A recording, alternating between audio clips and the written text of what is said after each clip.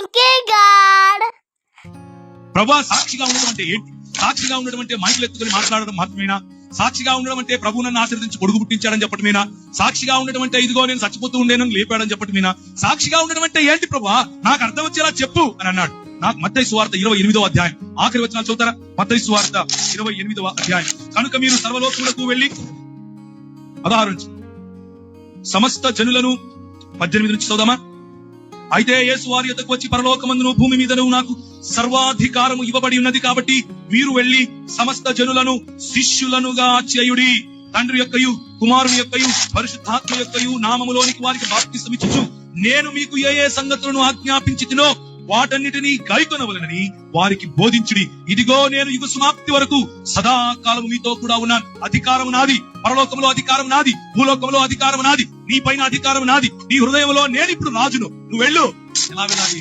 ప్రతినిధిగా వెళ్ళాలి. నువ్వు మాట్లాడింది నేను మాట్లాడినట్లుంటుంది. నువ్వు చేయి పెడితే నేను చేయి పెట్టినట్లుగా ఉంటుంది. నువ్వు పలికితే నేను పలికినట్లుగా ఉండాలి.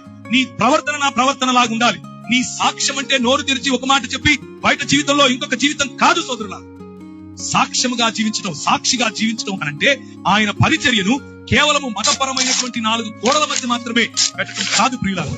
సాక్షి జీవితం అనంటే నీ వ్యాపారం ఆయనది. సాక్షి జీవితం అనంటే నీ రాజకీయం ఆయనది. సాక్షి జీవితం అనంటే నీ అడ్మినిస్ట్రేషన్ ఆయనది.